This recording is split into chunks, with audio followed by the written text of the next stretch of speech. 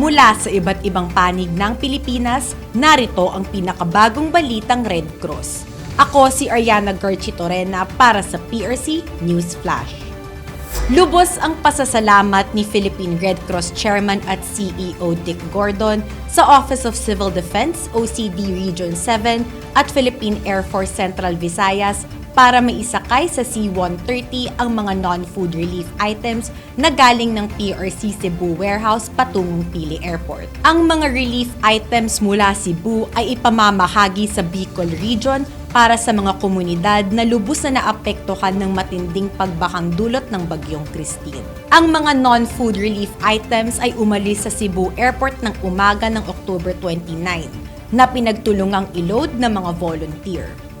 Lumapag naman ang mga ito sa Pili Camarines Sur ng alas 9 ng umaga at tulong-tulong ring in-unload ng mga PRC volunteer para mabilis na maipamahagi sa komunidad. All-out ang tulong at puwersa ng PRC sa Bicol Region upang maabot ang mga apektadong komunidad, lalo na ang mga bayan na hanggang ngayon ay lubog pa rin sa baha. Dagdag ni Chairman Gordon, ang mga volunteer ay gumagawa ng mahusay na serbisyo sa bayan sa pamamagitan ng pagtulong sa mga kababayan nating nahihirapan sa panahong ito. Saludo sa inyo sa magigiting nating volunteers. Nagsimula na ang clearing operation sa lalawigan ng Batangas gamit ang payloader ng Philippine Red Cross na nagmula pa sa headquarters sa Mandaluyong City. Tumulong na ang payloader sa pagsasaayos ng mga baradong kalsada sa Barangay Caloocan, Barangay Santa Maria, Barangay Kiling at Sampaloc Beach, lahat sa Talisay, Batangas. Importanteng matanggal ang mga debris sa daan, lalo't ang mga ito'y ginagamit ng pumaparoon at paritong mga sasakyan sa lugar. Ang mga bumarang kalat sa Barangay Caloocan ay mula sa landslide noong kasagsagan ng Bagyong Christine kung saan ilang katao ang nasawi. Mahalagang magamit muli ang mga kalsada sa bayan ng Talisay dahil sa lagay nito ngayon na may mga debris, pahirapan ang pagpasok ng mga relief trucks at ibang transportasyong ginagamit para sa relief operations. Sa ngayon ay minamadali na ang clearing operations nang sa gayon ay muling makabangon ang mga residente sa sakunang ito. Kapag mayroong kalamidad o sakuna, ang pangunahing pangangailangan ng mga apektadong komunidad ay ang malinis na tubig. Gamitin man itong pang-inom para mabuhay o panglinis ng katawan para sa sariling dignidad, ito ang magsasalba sa buhay ng sino mang nasa gitna ng sakuna. Mahalaga sa Philippine Red Cross ang pamamahagi ng tubig sa mga nangangailangan.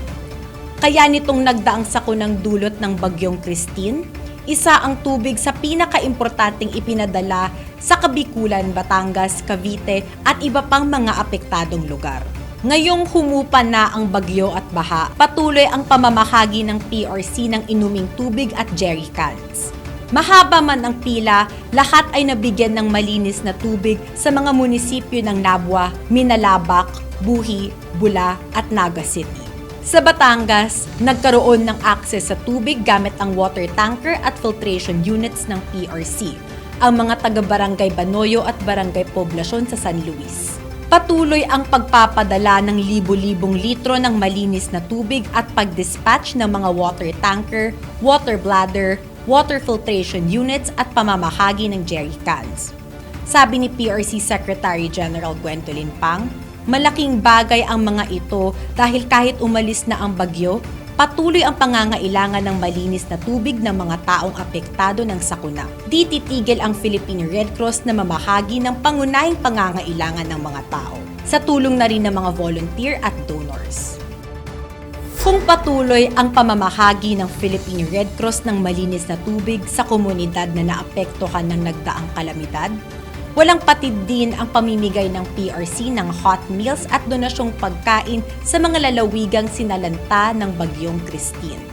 Sa kasalukuyan, nakapamahagi na ng hot meals sa 32,723 evacuees at nakapamigay sa 4,710 na individual ng mga donasyong pagkain. Lahat ng ito ay ikinalat sa 49 na apektadong probinsya. Tinanggap naman ng PRC ang donasyong galing sa Embassy of Malaysia to the Philippines na 30 na sako ng bigas, mga delata at instant noodles para ipangdagdag sa mga ipapamahaging pagkain.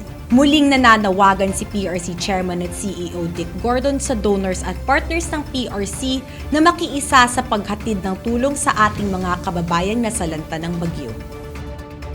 Sa masusugid naming manonood ng PRC News Flash, tumutok sa Philippine Red Cross Facebook page, Instagram, X, TikTok at mapapanood rin kami sa YouTube channel ng Philippine Red Cross. Abangan ang mga update at maging konektado sa PRC News Flash para sa mga napapanahong balitang Red Cross.